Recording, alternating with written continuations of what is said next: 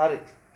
ගන්න ටියුට් එක අපි මේකේ පුතේ හතරවෙනි පාඩමට අදාළව හතරවෙනි පාඩම උතර මතක තියාගන්න කොටස් දෙකයි ඈ මේ පළවෙනි හතරවෙනි පාඩමම නෙමෙයි. මේකෙදි අපි කතා කරන්නේ පළවෙනි කොටසේදී කතා කරන්නේ පිරිවැය ගැන. හරිද? නිෂ්පාදන පිරිවැය ගැන. මේකෙදී අපි කතා කරනවා වෙළඳපොළ ව්‍යුහ ගැන. එතකොට ඔයා හිතන්න එපා මේ හතරවෙනි පාඩමම සම්පූර්ණයි කියලා. මේකේ තියෙන්නේ නිෂ්පාදන පිරිවැය විතරයි. යනවා අපි මෙන්න මේ ටියුට් එකේ අපි අන්තර්ගත කරලා තියෙන නිෂ්පාදන න්‍යාය තුන කතා කරන හරි නිෂ්පාදන න්‍යාය තුල කතා කරන ප්‍රධාන අංශ හතරක් යටතේ අපි කරුණු ගොනු කරනවා.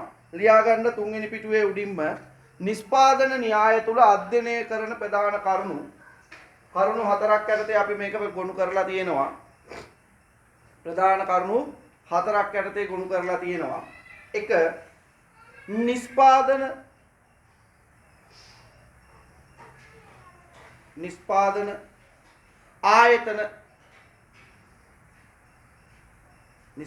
ආයතන දෙක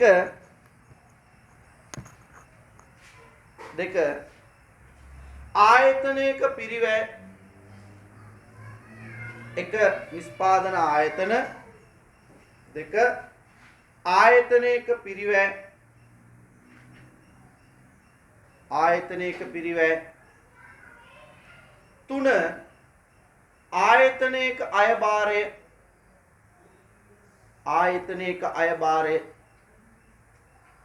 හතර ආයතනයක ලාභය. පළවෙනි එක නිෂ්පාදනය ගැන කතා කරනවා, පිරිවැය ගැන කතා කරනවා, අයභාරය ගැන කතා කරනවා, ලාභය ගැන කතා කරනවා.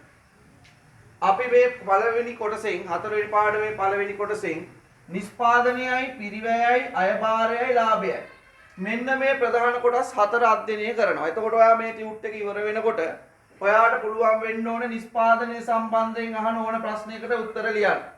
පිරිවැය සම්බන්ධයෙන් ඕන ප්‍රශ්නයකට උත්තර ලියන්න.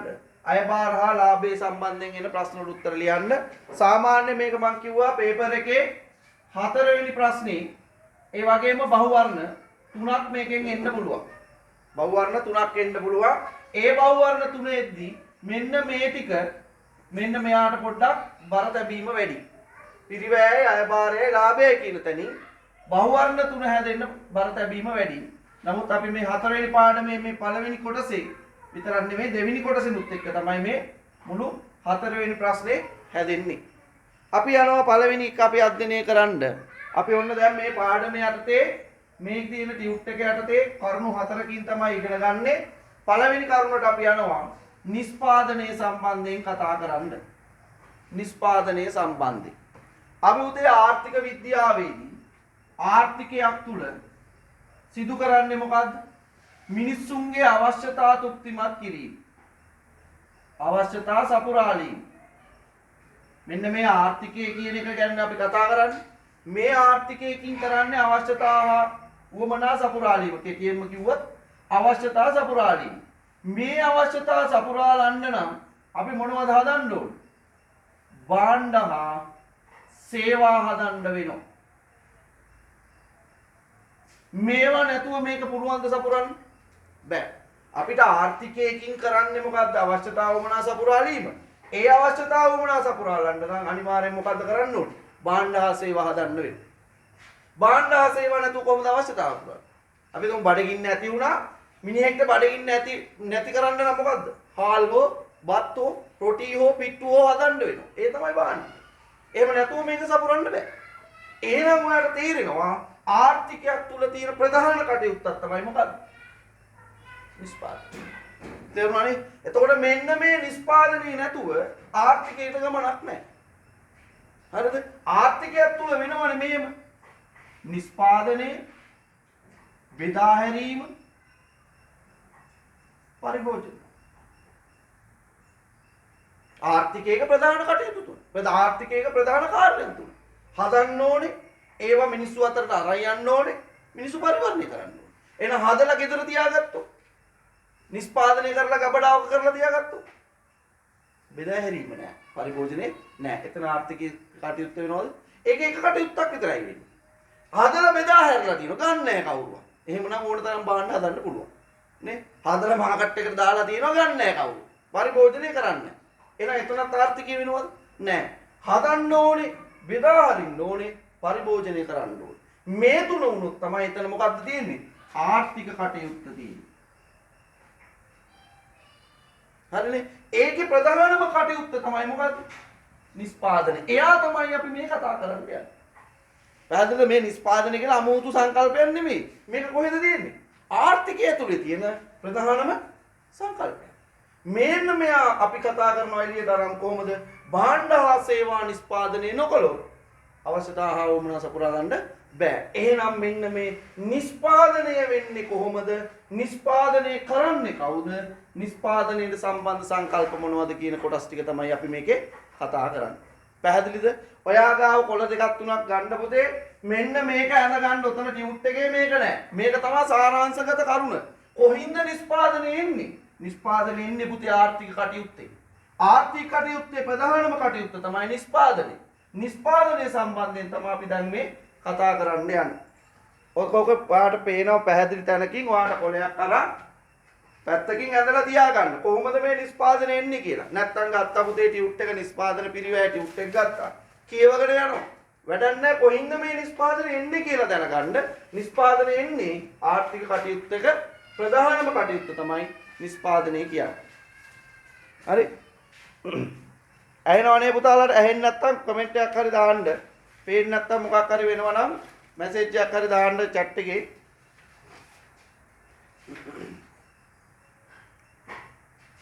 හරි. පැත්තකින් ඇඳ ගන්න. කොළ දෙක තුනක් අරන්.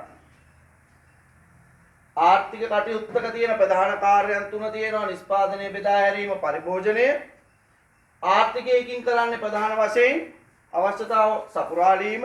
අවශ්‍යතාව සපුරාලන්න නම් භාණ්ඩ සේවා නිෂ්පාදනය කරන්න වෙනවා. මෙන්න මේ නිෂ්පාදනය ගැන තමයි මේ අපි පළවෙනිම කොටස විදිහට කතා කරන්න ගන්නේ.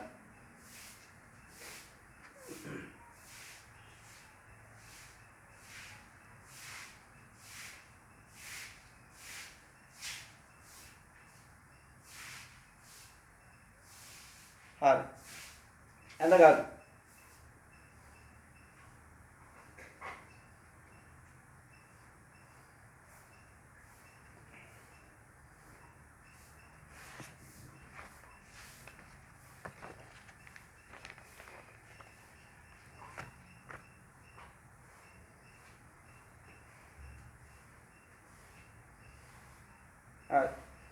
ඊට පස්සේ යන් අපි තුන්වෙනි ටියුට් එකේ අපි ප්‍රධානම අපිට කතා කරන්න තියෙන ප්‍රධානම කරුණක් වන නිෂ්පාදනය ගැන නැත්නම් නිෂ්පාදන ආයතන ගැන කතා කරන්න යනවා.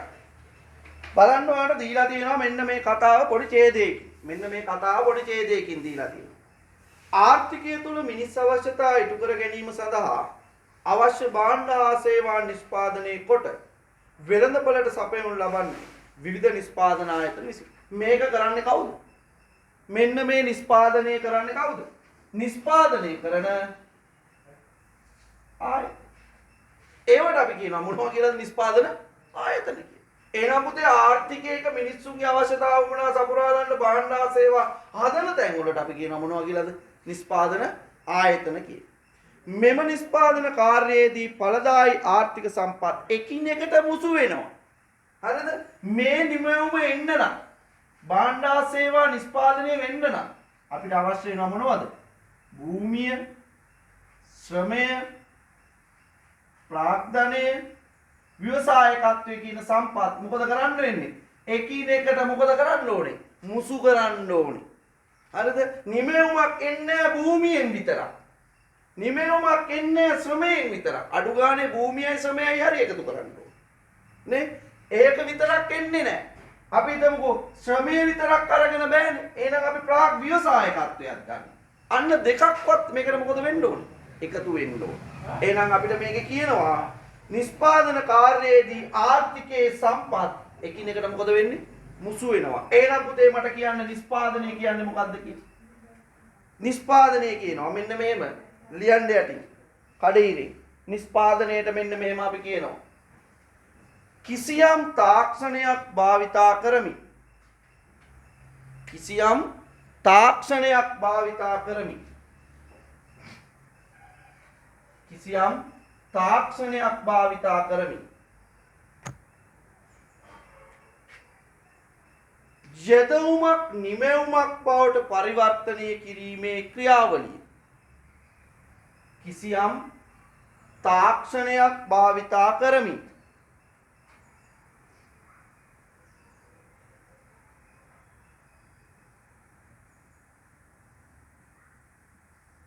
තාක්ෂණයක් භාවිතා කරමින් යෙදවුමක් නිමැවුමක් බවට පරිවර්තනය කිරීමේ ක්‍රියාවලිය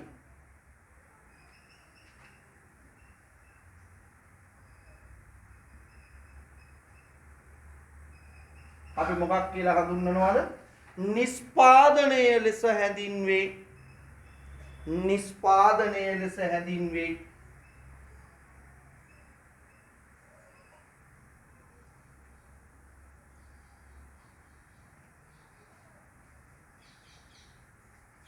අපිට කියනවා බලන්න පදේ හරියට ගන්න තාක්ෂණයක් භාවිතා කරමි මොකක් හරි පුතේ මෙකනිසම් එකක් ක්‍රමවේදයක් ඕනේ මොකක් වෙන්නද යෙදවුමක් නිමැවුමක් වෙන්න. අර මේ උදාහරණයක් ගන්නකො. පිටි තියෙනවා. එකවර රොටි එනවද? නෑනේ. ඒක වතුර දාලා අනලා මේවා කරලා අපි මේ අර තැටියට දාලා පුච්චලා එපයි රොටි එන්නේ. මොකක් හරි ක්‍රමවේදයක් තියෙනවා. ඒක තමයි මොකද්ද කිව්වේ? තාක්ෂණය. මොකක් හරි ක්‍රමවේදයක්. යෙදවුම් තමයි පුතේ නිමැවුම් වෙන්නේ. මොනවා හරි අමුද්‍රව්‍යයක් තමයි මොකක් බවටදපත් වෙන්නේ. නිමැවුමක් බවට පත් වෙනවා. මේක හොඳට තේරුම් ගන්න මේ නිස්පාදනයේ සංකල්පේ. මොකද මේකෙන් එහාට ගියපු ගමන් අපි වෙළඳපොළ විවුවකට යන්නේ. අය මේවා ගැන කතා කරන්නේ නැහැ. අය මේක අහුවෙන්නෙත් නැහැ. මේක පිළිබඳව එන ප්‍රශ්න වල උත්තර ලියන්නත් බෑ නිස්පාදනයේ දන්නේ. එහෙනම් මොකක්ද නිමැවුමක් බවට පත් වෙන්නේ? යෙදවුමක් තමයි නිමැවුමක් බවට පත් වෙන්නේ. මොනවද අපි යෙදවුම් විදිහට අතුල් කරන්නේ ආර්ථික විද්‍යාව? සම්පත්. මොනවද සම්පත්? අපේ අර ප්‍රධාන සම්පත් ටික. භූමියයි ශ්‍රමයයි ප්‍රාග්ධනයයි ව්‍යවසායකත්වයයි මෙන්න මේ යෙදවුම් විදියට ගන්න මොනවද අපේ සම්පත් ටික පරිවර්තන ක්‍රියාවලිය මෙන්න මෙහෙමමයි කියලා අපිට කියන්න පුළුවන් දැන් අපි යෙදවුමක් පරිවර්තන ක්‍රියාවලියකින් දාලා නිමෙවුම ගද්දී අපිට කියන්න පුළුවන් හරියටම මෙන්න මේවා තමයි යෙදවුම් කියලා හරිනේ පරිවර්තන ක්‍රියාවලිය කියන්න පුළුවන් මෙන්න මෙහෙමයි පරිවර්තනය වෙන්නේ කියලා බෑ ඇයි නිමෙවුමෙන් නිමෙවුමට පරිවර්තනය වෙනස් බීම එක හදන ක්‍රියාවලිය වෙනස් තේ එක හදන ක්‍රියාවලිය වෙනස් හැබැයි අනිවාර්යෙන් මේ සම්පත් ටික ගන්න වෙනවා පැහැදිලිද වැඩේ ක්‍රමවේදය කියන්න බෑ අපිට හැබැයි අපිට කියන්න පුළුවන් මොකද්ද යෙදවුම් ටික කියන්න පුළුවන් පරිවර්තනයේදී මොකද වෙන්නේ අනිවාර්යෙන් පුතේ මෙන්න මේ කියන සම්පත් ටික මොකද වෙන්නේ මුසු වීමක් වෙනවා මිශ්‍ර වෙනවා නේ අපි කියවනේ ශ්‍රමයට තනියෙන් නිමවුමක් ගන්න බෑ මොකද ගුරුවරයෙක්ට තනියෙන් උගන්වන්න බෑ මේ පිස්සේ කොයි කැමරාවක් දාන ඉස්සරහා කතා කරාට ඕක බැලුවේ නැත්තම් කවුරු හරි නිමවුමක් වෙනවා මං කිව්වේ නිස්පාදනය වෙනවා බෙදා හැරීමක් තියෙනවා හැබැයි බලන කෙනෙක් නැත්තම් ඒකේ ආර්ථිකයක් වෙන්නේ නැහැ එහෙනම් අනිවාර්යෙන් මොකද වෙන්න ඕනේ සම්පත් ටික මොකද කරන්න ඕනේ එකිනෙකට මුසු කරන්න ඕනේ අපිට කියත හැකි පුතේ නිමෙවුම හරියටම කියන්න පුළුවන් නිමෙවුම අනිවාර්යෙන් දෙකයි වෙන්න පුළුවන් එක්කෝ ඒක මොකක්ද භාණ්ඩයක් එහෙම නැත්නම් සේවාව හරිද නිමෙවුමත් හරියටම කියත හැකි යෙදවුමුත් හරියට කියන්න පුළුවන් පරිවර්තනය එහෙම කියන්න බෑ එහෙනම් නිමෙවුමක් යෙදවුමක් නිමෙවුමක් බාටපත් වෙන ක්‍රියාවලිය තමයි අපි මොකක් කියලාද කියන්නේ නිස්පාදනය කියලා කියන්නේ මෙන්න මේක කරන ආයතන වලට අපි කියනවා මොනවා කියලාද නිස්පාදන ආයතන යටින් ඉරි ගහ ගන්න පුතේ නිස්පාදනය කියන එකේ තාක්ෂණය භාවිතා කරමින්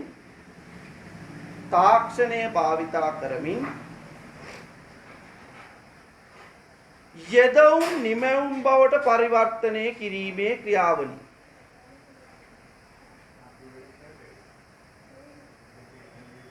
භාවිතා මොකද්ද තාක්ෂණයේ භාවිතා කරා. ඔයාට ඕන නම් තාක්ෂණයට උඩින් ලියා ගන්න පෑනකින් චූටිවට මොකද්ද තාක්ෂණය කියන්නේ? ක්‍රමවේදයක්. මොකක්ද මෙකනිසම් එකක් ක්‍රමවේදයක් තියෙනවා. ක්‍රමවේදයක්. තාක්ෂණය කියනකොට ආයෙ හිතන්න එපා මේ ටෙක්නොලොජි එකක් කියලා. ඒක නෙමෙයි මේ ක්‍රමවේදයක් කියන්නේ. හරි? ක්‍රමවේදයක්.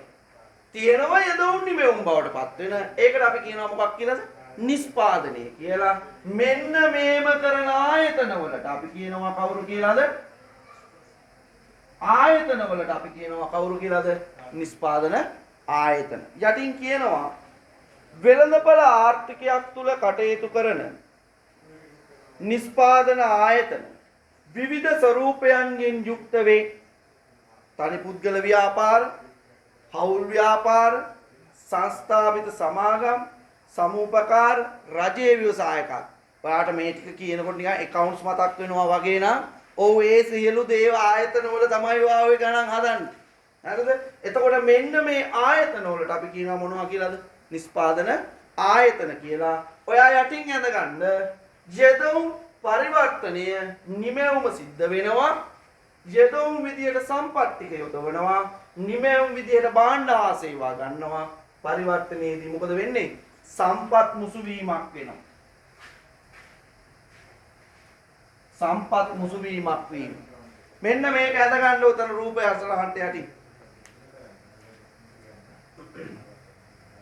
ඔන්න ඔය රූප සටහන දීලා තියෙන්නේ.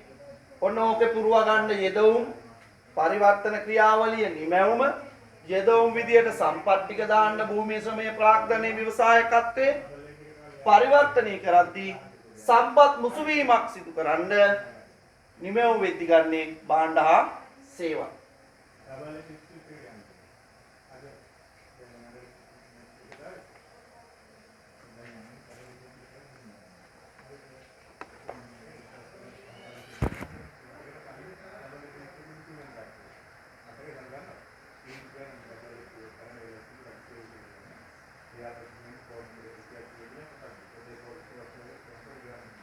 හරි අදගන්න යෙදවුම සම්පත් භූමියේ ශ්‍රමයේ ප්‍රාග්ධනයේ ව්‍යවසායකත්වයේ පරිවර්තනයේ සම්පත් මොකද වෙන්නේ? මුසු වීමක් සිද්ධ කරන්න නිමෙවුම භාණ්ඩ හා සේවා ගන්න.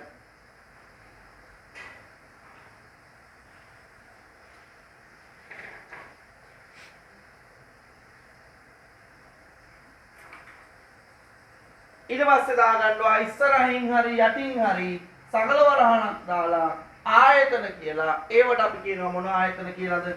නිස්පාදන ආයතන කියලා. ඔන්න පළවෙනි සංකල්පේ නිස්පාදනයේ සම්බන්ධයෙන් කතා කරන. කවුද මේක කරන්නේ? නිස්පාදන ආයතන. කොහොමද ඒක කරන්නේ? මෙන්න මෙහෙම. නිස්පාදන ආයතන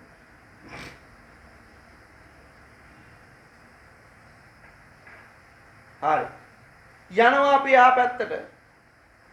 ප්‍රධානම සංකල්පයක් පුතේ නිස්පාදනය සම්බන්ධ. මෙන්න මේ නිස්පාදනයට ගන්න. උඩට මතක තියාගන්න. මෙන්න මේ නිස්පාදන ආයතන නිස්පාදනයට ගන්න ශ්‍රමයයි අන්න පදයක් ආවා. මොකද්ද පදේ? L. ශ්‍රමයයි ප්‍රාග්ධනයයි.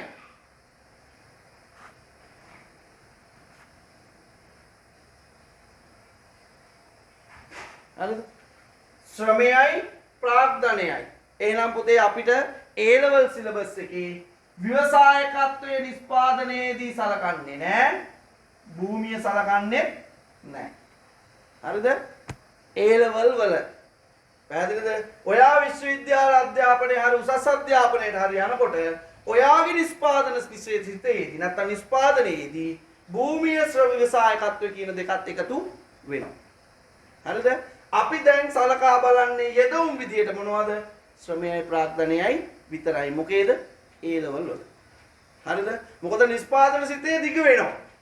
නිස්පාදන සංකල්පය දිග වෙනවා. ඒක බැරෑරුම් වෙනවා. මොකද සාධක දෙකක් එක්ක තමයි A level කරන්න කියන්නේ. උසස් අධ්‍යාපනයට යනකොට සාධක හතරම සැලකිල්ලට ගන්න.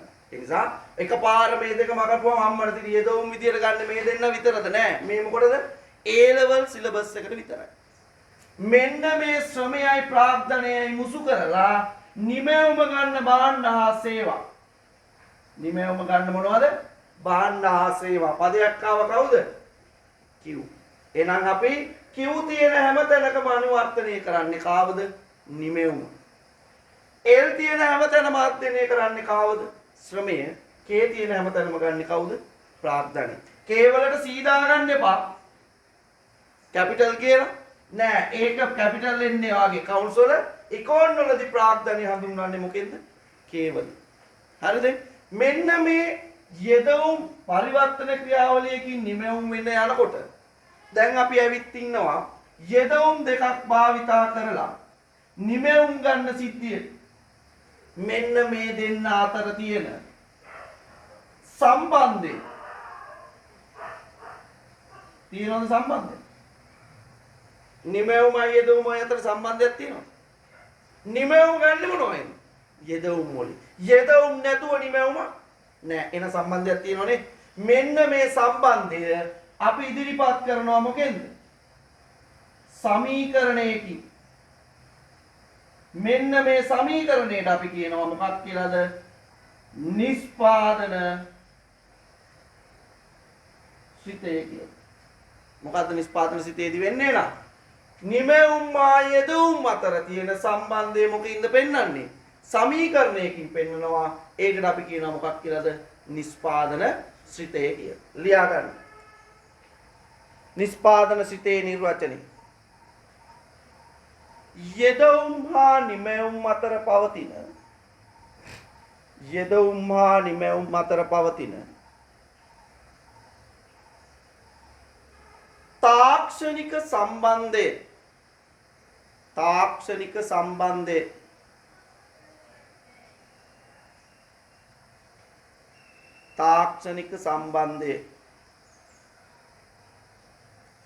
සමීකරණමය ස්වරූපයෙන්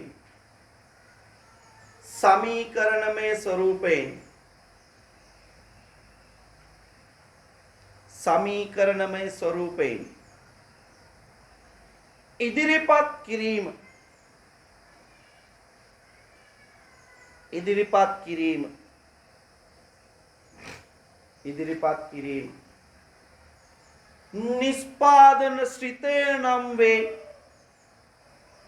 නිෂ්පාදන ශ්‍රිතය නම් වේ.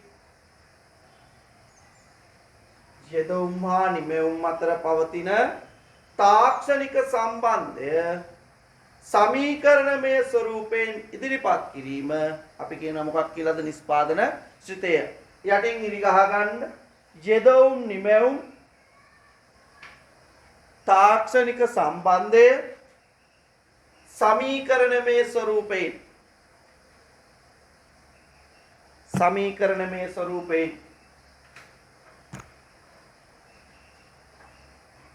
ඒකට අපි කිව්වා මොකක් කියලාද? නිෂ්පාදන සිතේ. තාම අපි ගොඩක් එළිය අපි මේ කියන විෂය පතේ තුල සෑහෙන දුරක් ගිහින් තියෙනවා. හැබැයි තාම ඔයා දන්නේ කොයි ටිකද? යෙදවුම් නිමැවුම් පරිවර්තනය ওই ටික විතරයි. හැබැයි ඔයාගේ නිර්වචනයක් අහලා බලන්න නිෂ්පාදන සිතේ කියන්න පුළුවන් කොහොමද? යෙදවුම් නිමැවුම් අතර තියෙන සම්බන්ධය මොකෙන්ද? සමීකරණයකින්. මේක පාඩම් කරන්න හරි අමාරුයි. හැබැයි ඔයාගේ ඔළුවේ තියෙනවා නම් නිෂ්පාදනය කියන්නේ මොකක්ද කියලා? නිෂ්පාදනය කියන්නේ යෙදවුම් නිමැවුම් බවට පත්වන ක්‍රියාවලිය නම් ඒක සමීකරණයකින් පෙන්නනවා නම් අපි කියනවා ඒක මොකක් කියලාද? නිෂ්පාදන සිතය. නිෂ්පාදන සිතේදී අපි ගන්න මොන සම්බන්ධ දෙක විතරද? යෙදවුම් දෙක විතරද? ශ්‍රමයයි ප්‍රාර්ථනයයි. අන්න පැහැදිලි. යටින් කියනවා මෙහිදී යෙදවුම් කිසියම් තාක්ෂණික ක්‍රමවේදයක් ඔස්සේ තමයි මොකද වෙන්නේ? නිමැවුම් බවට පත් වෙන්නේ. යටින් ලියන්න පුතේ. මං අර කියපු කතාව. එකපාර ඔයාට මේ දෙන්න එකවර ගැහුවොත් කෝ ඉතුරු දෙන්න කියලා එනවනේ. අන්න ලියන්න. උසස් පෙළදී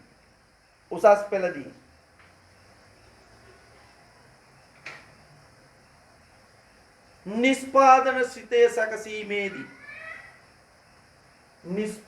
ශ්‍රිතය සැකසීමේදී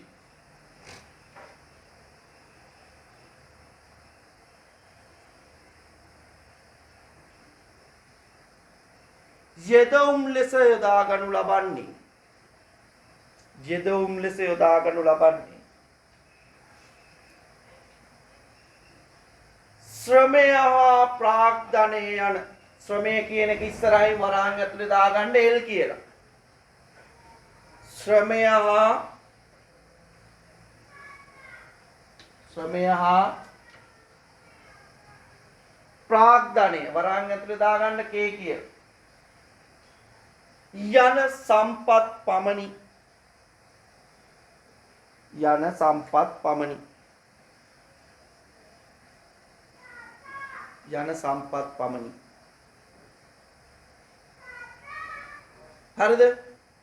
එහෙනම් ආයෙ අමතක කරන්න එපා. මේක උසස් පෙළට විතරයි මේ කතාව. මේ දෙන්න ගන්නවා. ඒ අනුව අපිට කියන්න පුළුවන් ඔයාට කොටුව ඉස්සරහින් තියෙනවා නේද? එතන ඉස්සරහින් ලියන්න. ඒ අනුව නිස්පාදන සිතේ කොටුවට ඉස්සරහින්. ඔයාට දීලා තියෙන කොටුවට ඉස්සරහින්. ඒ අනුව නිස්පාදන සිතේ කියලා ලියන්න. ඒ අනුව නිස්පාදන සිතේ දාගන්න පුතේ. ඔයා දන්නවා Q කියන්නේ කවුද? නිමැවුම සමානයි. මේක සමීකරණයක්. සිතයක් කියන්න අපි ගන්නවා කවුද? F ෆන්ක්ෂන් එක සිතයක්. කාගේද? ශ්‍රමේ හා ප්‍රාග්ධනයේ. අන්න නිස්පාදන සිතය. මේ දෙන්න අතර තියෙන සම්බන්ධය සිතයක් විදිහට ලිව්වා. නිමැවුම තීරණය වෙන්නේ ශ්‍රමය හා ප්‍රාග්ධනය කියන සාධකයන් මත. කෝකද ස්වාධීන ස්වායත්ත විචල්්‍ය, කෝකද පරායත්ත විචල්්‍ය. යමක් මත තීරණය වෙන සාධකය තමයි පරායත්තයි කියන්නේ. ස්වායත්තයි කියන්නේ ස්වාධීනව කටයුතු කරන සාධක. කවුරු මතද කවුරු තීරණය වෙන්නේ? මෙයාලා මත මෙයා තීරණය වෙනවද? මෙයා මත මෙයාලා තීරණය වෙනවද? මෙන්න මේ ශ්‍රමය ප්‍රාග්ධනය මත කවුද? නිමැවුම තීරණය වෙනවා. මෙයා කවුද එනම්? පරායත්ත විචල්්‍ය. හරි? ශ්‍රමයයි ප්‍රාග්ධනයයි මොකක්ද? ස්වායත්තයි. දැනට මතක වුණා ඉතින් අහන්නේ. නමුත් ඔළුවේ මතක තියාගන්න මෙයාලා මත මෙයා තීරණය වෙනවා මිසක් මෙයා මත මෙයාලා තීරණය වෙන්නේ නැහැ කියන එක. හරි? ලියා ගන්න කොටුවේ Q සමානයි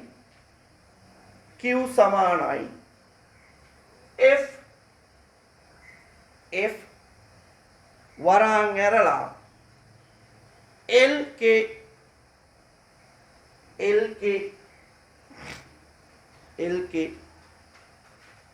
ඩොට් LK එහෙම නෙමෙයි LK.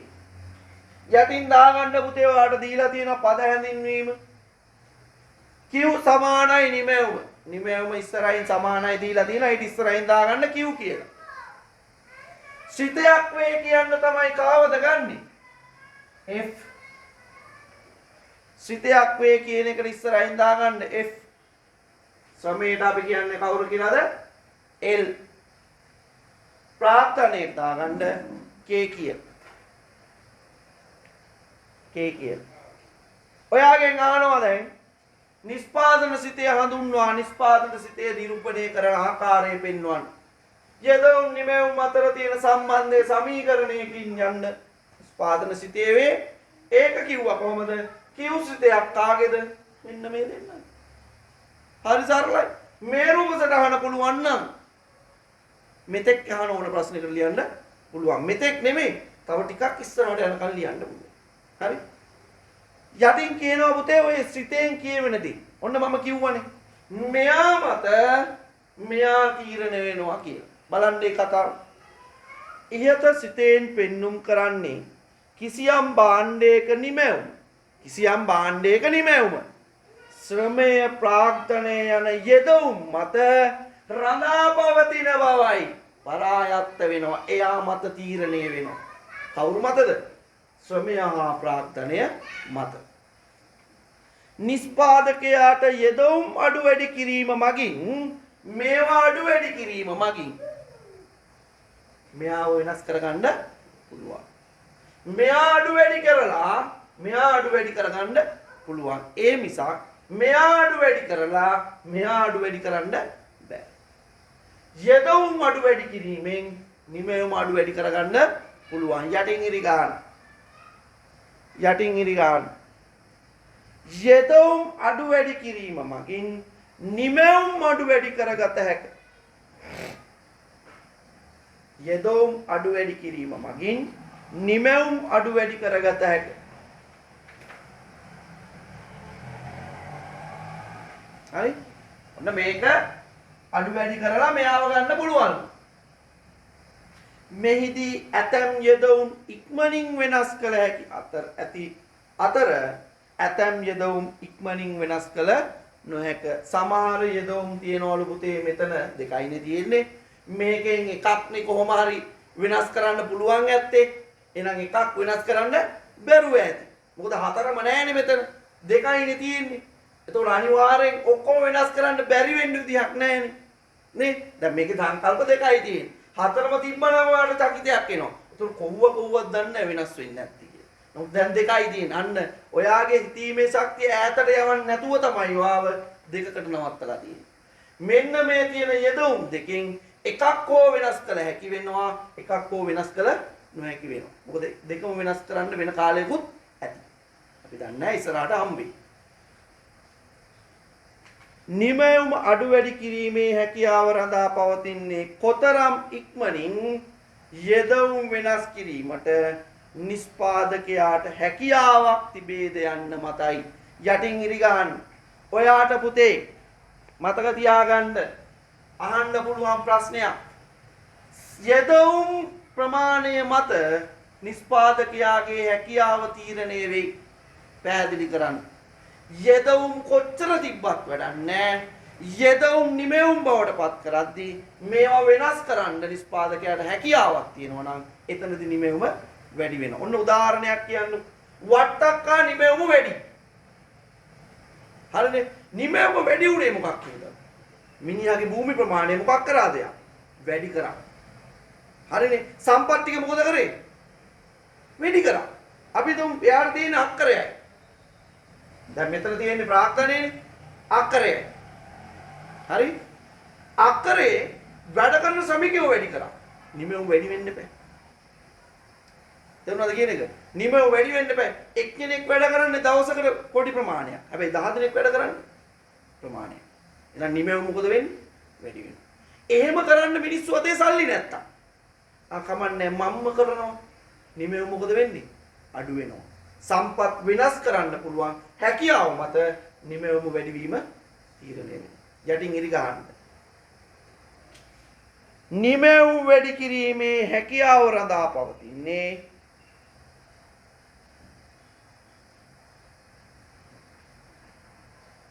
කොතරම් ඉක්මනින් යෙදවුම් වෙනස් කිරීමට නිෂ්පාදකයාට හැකියාවක් තිබේද යන්න මතයි.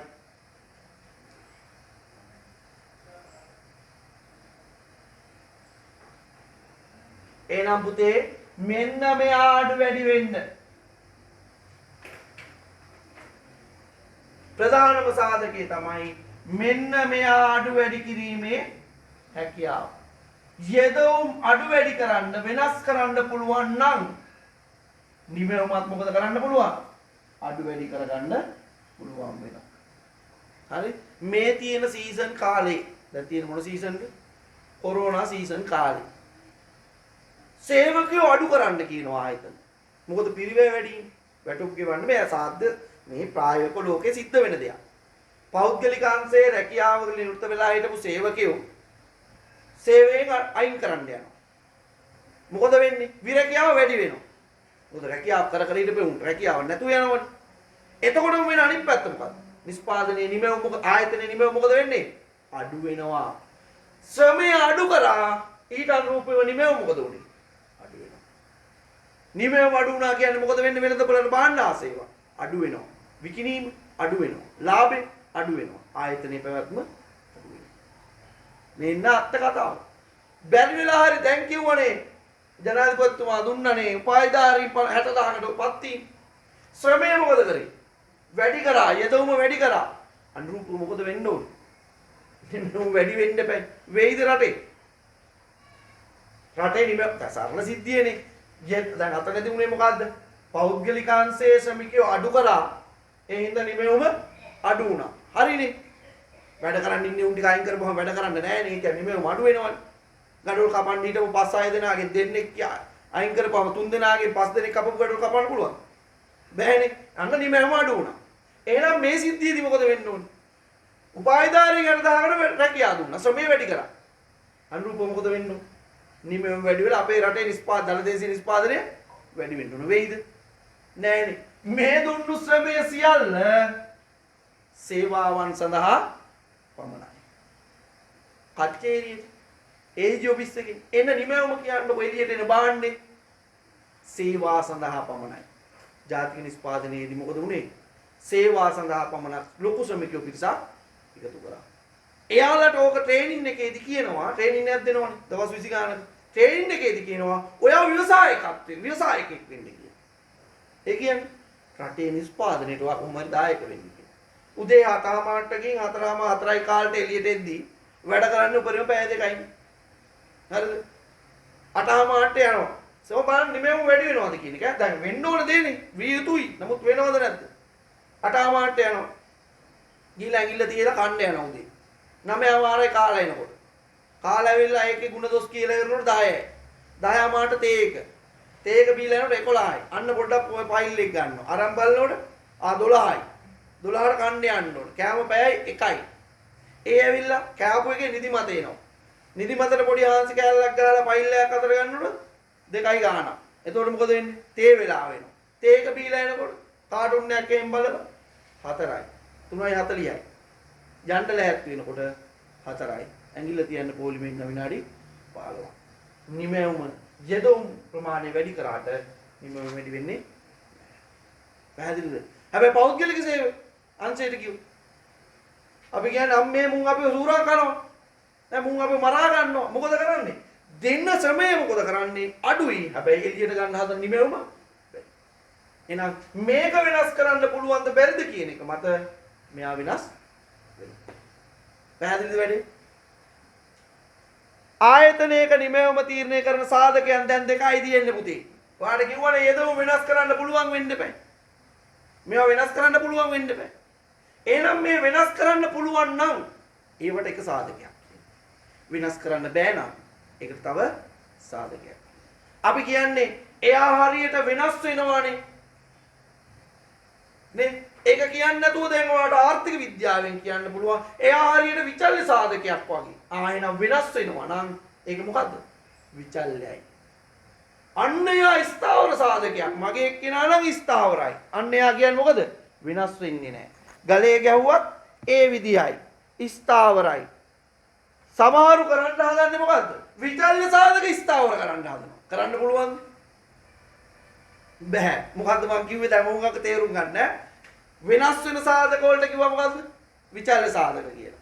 ඔන්න අපි කියනවා දැන් ආයේ වෙනස් වෙන කතාවල් වලදී අපි කියන්නේ මේක වෙනස් වෙනවා අරක වෙනස් වුණා මේක වෙනස් වුණා කියලා කියන්නේ කෙලින්ම කියන්නේ මොකද්ද? විචල්්‍ය සාධකය. මම කිව්වේ මොකද්ද? විචල්්‍ය සාධක ස්ථාවර සාධක කරගන්න යනවා. ඊට පස්සේ වහ ටිකක් වුණා. නේ? වෙනස් වෙනවා කියලා දැන ඒක ස්ථාවර කරන්න යනවා. නෑ පුතේ. වෙනස් වෙනවා නම් ස්වરૂපය වෙනස් වෙනවම නම් ඒක වෙනස් වෙනවම තමයි. ඒක ස්ථාවර කරන්න බෑ. පැහැදිලිද? එහෙනම් ඔයා ස්ථාවර සාධකයක් මුලින්ම හදාගන්න. ඒ ස්ථාවර සාධකයක් පුතේ අනාගතේ අපිට වෙනස් කරන්න වෙනවා. අපිට මේ පාඩමට අනුව ස්ථාවර සාධකයක් වුණත් අනාගතයේදී දිගු කාලයේදී වෙනස් කරන්න වෙනවා. දැන් ඔන්න හිතාගෙන ඉන්නවා එක වසරේදී එකක් 11 වසරේදී 12 වසරේදී එකක් තියාගන්න. ඒකම තමයි මම අවසානයේ තික් යන්නේ කියලා. බැරි වෙලා හරි යුනිවර්සිටි කියපු ගමන් අර කාලයක් ආපු ස්ථාවර සාධකයේ මොකද වෙන්නේ? වෙනස් වෙනවා. නම් දිගු කාලයේදී විචල්්‍ය සාධක ස්ථාවර සාධක මොනවා වෙන්න පුළුවන්ද? විචල්්‍ය සාධක බවට පත් වෙන්න පුළුවන්. න්‍යායාත්මකවත් එහෙමයි. කෙටි කාලයේදී පුතේ විචල්්‍ය ස්ථාවර කියලා සාධක දෙකක් තියෙන්න පුළුවන්. දිගු කාලයේදී තියෙන්නේ මොන සාධක විතරද? දකින විචල්්‍ය සාධක විතරයි. සියලු සාධකයන් වෙනස් වෙනවා. පැහැදිලිද වැඩි? එහෙනම් මෙන්න මේ නිමෙවුම ගන්න සාධකයන් දෙකෙන් වෙනස් වෙන සාධක තියෙනවා. වෙනස් නොවන සාධක තියෙනවා. යටින් ලියන්න. ආයතනයක නිමෙවුම කරන තීරණය කරන සාධක මෙන්න මේම ලියන්න. නිෂ්පාදන ආයතනයක්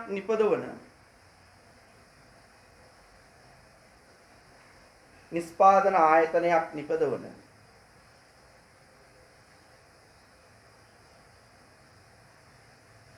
භාණ්ඩ සේවා ප්‍රමාණය. භාණ්ඩ සේවා ප්‍රමාණය.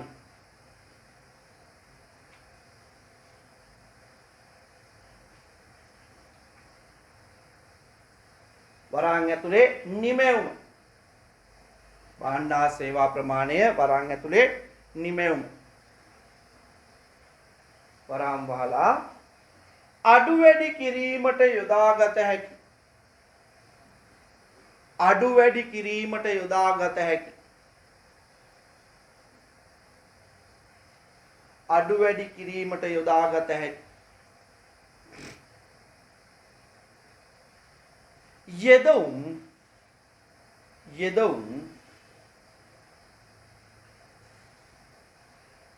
ආකාර දෙකක් දැකිය හැක. ආකාර දෙකක් දැකිය හැක.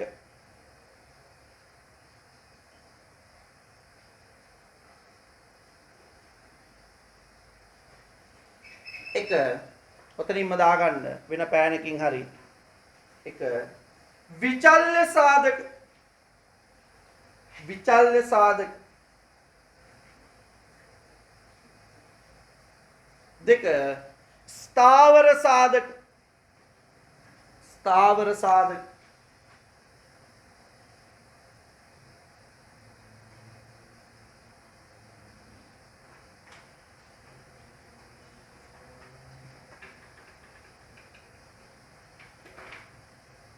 ස්ථාවර සාධක.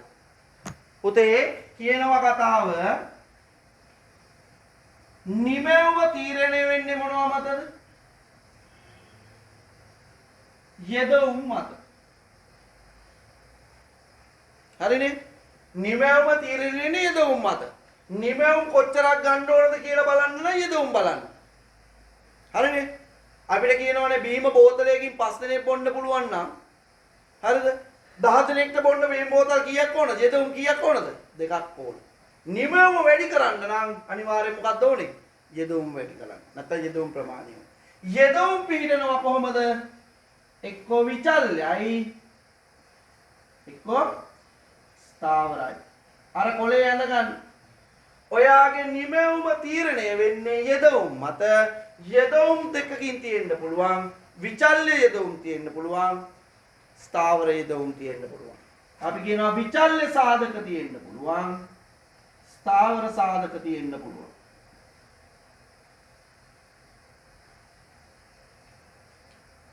විචල්්‍ය සාධක තියෙන්න පුළුවන්. ස්ථාවර සාධක තියෙන්න පුළුවන්. මෙන්න මේ නිමෙවුම ගද්දී නිමෙවුම තීරණය වෙන්නේ යෙදවුම් මත. යෙදවුම් විචල්්‍ය යෙදවුම් තියෙන්න පුළුවන්. ස්ථාවර යෙදවුම් තියෙන්න පුළුවන්. අපි දන්නවා දැන් අපි ගාව තියෙන යෙදවුම් දෙකයි පුතේ. මොනවද යෙදවුම් දෙක? ශ්‍රමයයි ප්‍රාග්ධනයයි. ආය ශ්‍රමයේ ප්‍රාග්ධනය කියලා ලියන්නේ LK L ශ්‍රමය K ප්‍රාග්ධනය.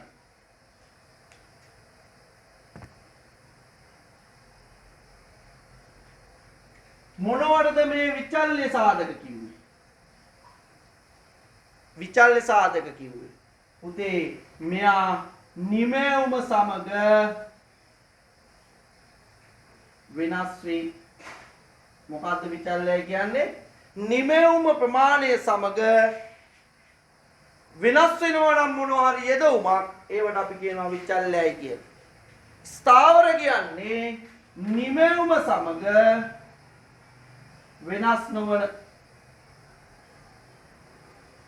මොකද්ද ස්ථාවරයි කියන්නේ? නිමෙවුම සමග Q සමග වෙනස් නොවන. දැන් ඔයා ලියනකොට Q සමග වෙනස් නොවන කියලා Q කියන්නේ නිමෙවුම කියලා මතක තියාගන්න ඈ.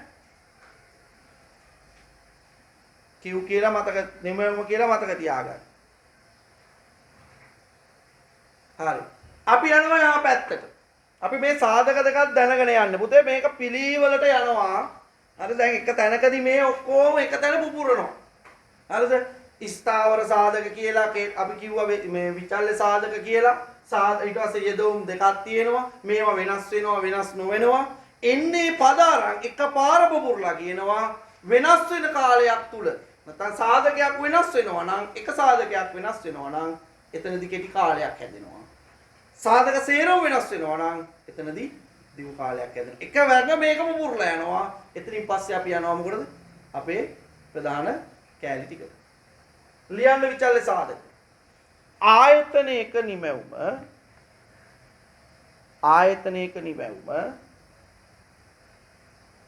වැඩි කිරීමේදී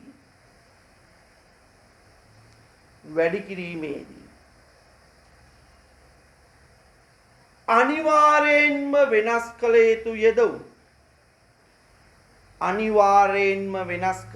යෙදවුම්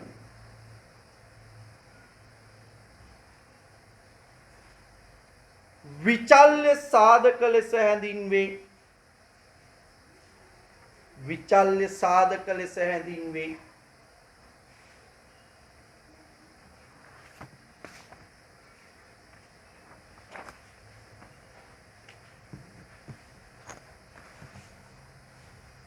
යටින් ඉරි ගහන්න. නිමැවුම වැඩි කිරීමේදී අනිවාර්යෙන් වෙනස් කළ යුතු යෙදවුම්. නිමැවුම වැඩි කිරීමේදී අනිවාර්යෙන් වෙනස් කළ යුතු යෙදවුම්. උදාහරණ දාගන්න ඔතෙන්න. අමුද්‍රව්‍ය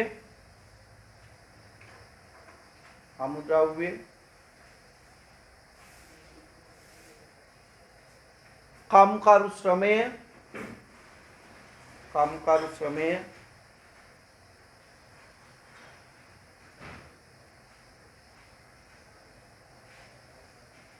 විදුලිය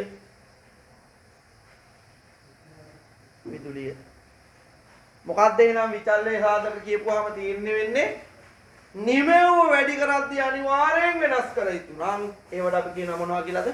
විචල්්‍යයි කියලා. අපි යන් ස්ථාවර. ආයතනයක නිමැවුම වැඩි කිරීමේදී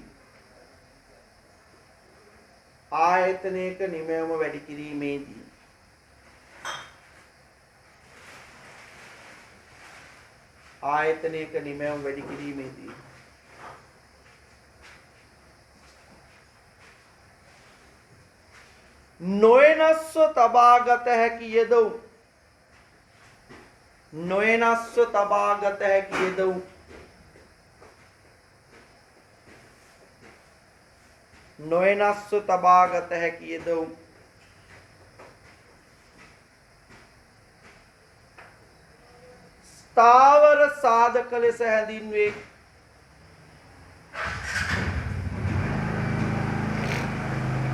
ස්ථාවර සාධක ලෙස හැඳින්වේ. යටින් ඉරි ගහන්න. නිමැවුම වැඩි කිරීමේදී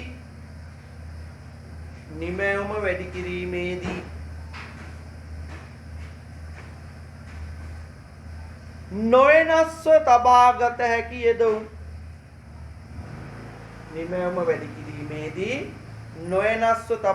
හැකි යෙදවුම්. උදාහරණ. ගොඩනැගිලි,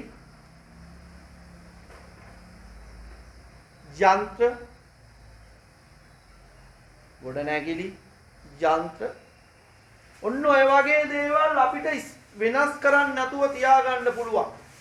හරිද? පිටමු මෙහෙම. ආයතනයක තියෙනවා මැෂින් එකයි 10 දෙනෙක්ට වැඩ කරන්න පුළුවන්. එක මැෂින් එකෙන් 10 දෙනෙක්ට වැඩ කරන්න පුළුවන්.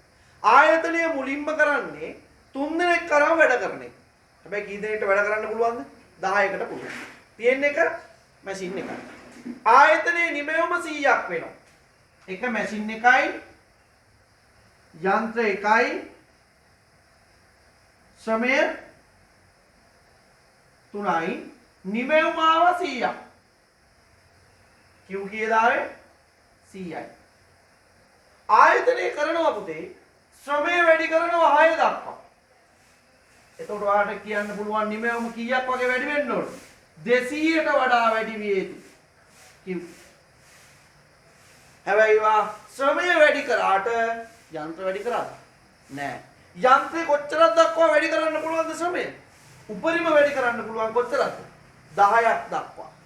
එහෙනම් ඔයාට තේරෙනවා පුතේ 11 වෙනි කෙනා ගන්නකොට මෙතන වැඩ කරන්න බෑ. එහෙනම් එක යන්ත්‍රයකින් පුළුවන් උපරිම 10 දෙනයි නම් 11 වෙනියා 12 වෙනියා ගද්දී අනිවාර්යෙන් යන්ත්‍රෙත් මොකද කරන්න වෙන්නේ? වෙනස් කරන්න වෙනවා.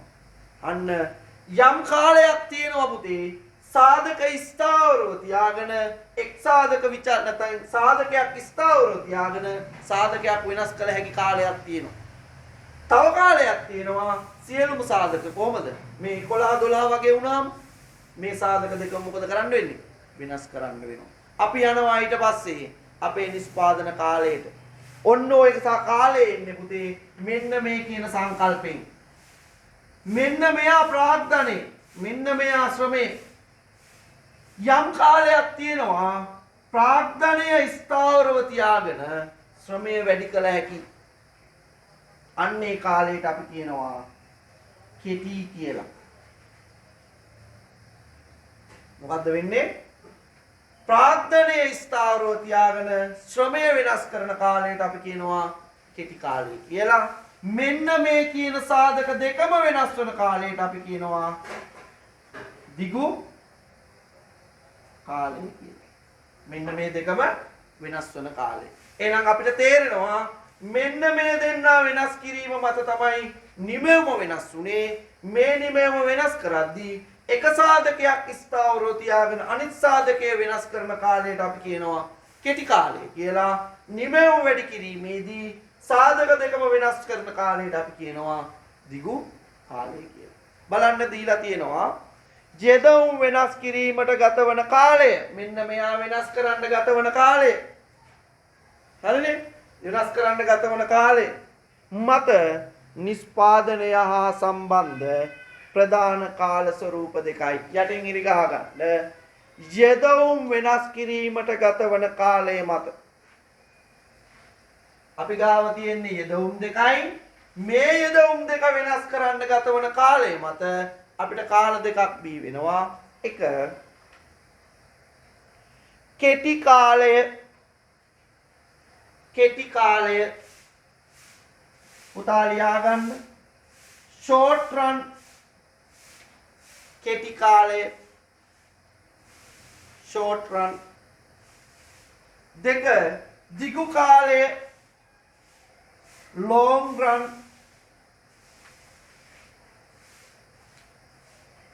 එහෙනම් මේ කෙටි කාලයයි දිගු කාලයයි කියන දෙක තීරණය වෙන්නේ මෙන්න මේවා වෙනස් කරන්න ගතවන කාලය මත.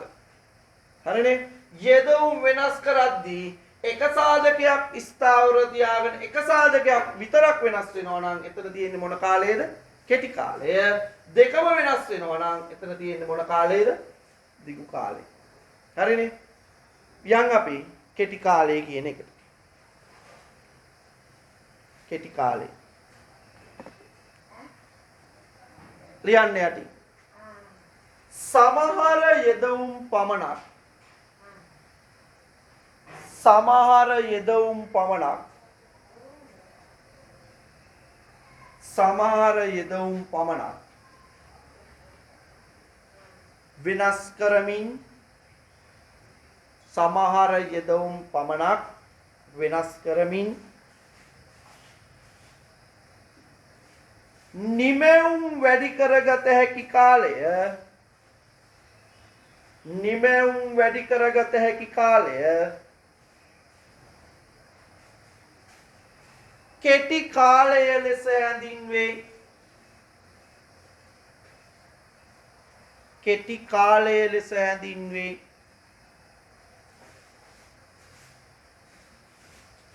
යටින් ඉරි ගහ ගන්න.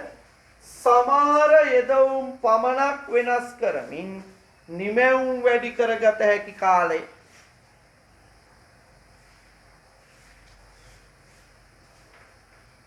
වෙන පෑනක් අරන් ලියන්න ඒකේ කඩිරේ අවසානට මෙහෙම. අවම වශයෙන් එක් යෙදවුමක් හෝ ඒකටම ලියන්න වෙන පෑනකින්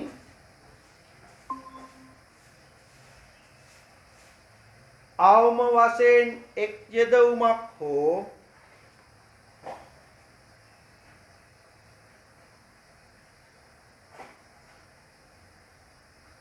ස්ථාවර වීම. ස්ථාවර වීම මෙහි ප්‍රධාන ලක්ෂණයක් වේ. මෙහි ප්‍රධාන ලක්ෂණයක් වේ.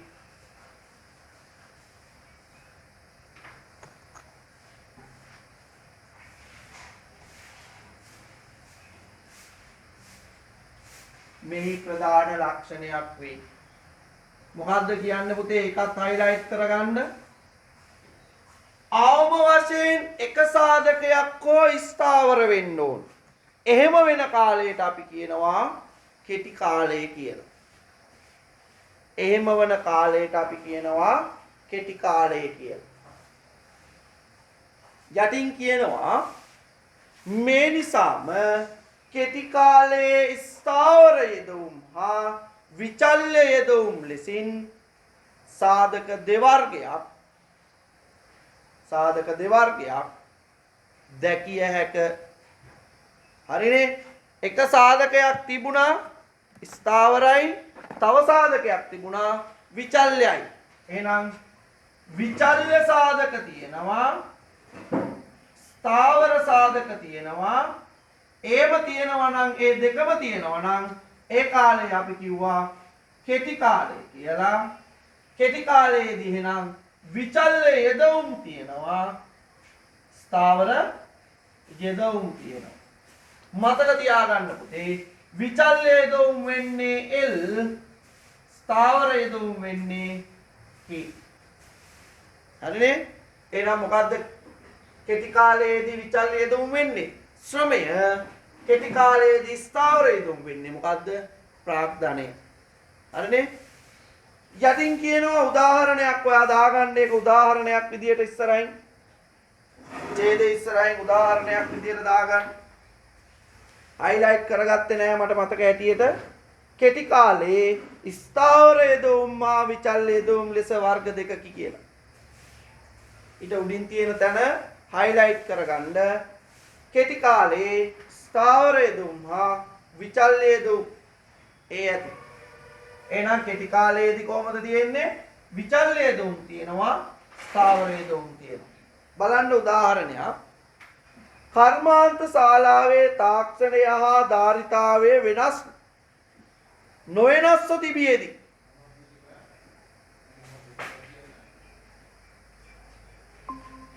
හරි? කර්මාන්ත ශාලාවේ තාක්ෂණය හා ධාරිතාවය නොවෙනස්ව තිබියදී ආයතනයේ මොකද්ද වෙනස් වෙන්නේ නැත්තේ? තාක්ෂණයයි ධාරිතාවයයි. ඒ කියන්නේ මොකද්ද? ස්ථාවර යෙදවුම. මොකද්ද ස්ථාවර යෙදවුම උනේ? තාක්ෂණයයි ධාරිතාවයයි. ප්‍රාර්ථනා. විචල්්‍ය යෙදවුම් වෙනස් කරන විට යෙදවුම් හා නිමැවුම් අතර පවත්නා තාක්ෂණික සම්බන්ධතාවය කෙටි කාලීන නිෂ්පාදන සිතේ නම් වේ. ඒ කියන්නේ පුතේ මෙයා වෙනස් නොකර තියාගෙන යෙදවුම් විතරක්. ඒ කියන්නේ මොකද යෙදවුම්? ශ්‍රමය. හරිනේ? එයා වෙනස් කරමින් ගියපුවාම ඒ කාලයේදී නිමැවුමයි යෙදවුමයි අතර සම්බන්ධයට අපි කියනවා මොකක් කියලාද? කෙටි කාලීන නිෂ්පාදන සිතේ කියලා. ලියා ගන්න පුතා ඔය කොටුවේ කෙටි කාලීන නිෂ්පාදන සිතය. ඒත් අර විදියමයි. එන්නේ දෙකයි. නිෂ්පාදන සිතේ එන්නේ දෙකයි. වෙනසක් වෙනවා. මෙන්න මෙයා උඩින් පුතා දාගන්න ඉරක්. කේකට උඩින් ඉරක් දාගන්න. ඒකෙන් අර්ථකථනය කරන්නේ ස්ථාවර යෙදවුම් කියලා. එල් යටින් දාගන්න මේ තමයි මොන යෙදවුම්ද? විචල්්‍ය යෙදවුම්. කියු කියන්නේ මොකද්ද? නිමැවුම්. ඔන්න කියනවා. ඔන්න බලන්න කියනවා. කෙටි කාලයේදී ස්ථාවර හා විචල්්‍ය යෙදවුම් කියලා සාධකයන් දෙකක් තියෙනවා. ඒ සාධකයන් දෙක මත නිමැවුම තීරණය වෙනවා නම් ඒ කාලයේදී මේ කෙටි කාලයේදී විචල්්‍ය ස්ථාවර කියලා යෙදවුම් දෙකක් තියෙනවා. ඒ මත නිමැවුම තීරණය වෙනවා. එහෙනම් මේ අතර සම්බන්ධය පෙන්වන සිතේට අපි කියනවා මොන සිතේ කියලාද? කෙටි කාලීන නිස්පාදන සිතේ කියලා. මොකද්ද කියන්නේ? කෙටි කාලයේදී තියෙනවා ස්ථාවරා විචල්්‍ය කියලා යෙදුම් දෙකක්.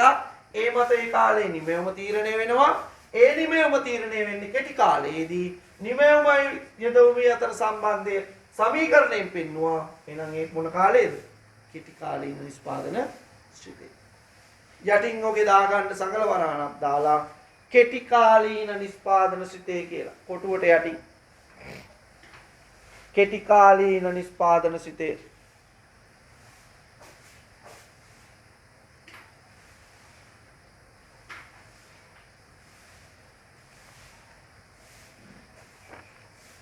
කෙටි කාලීන නිස්පාදන සිතේ.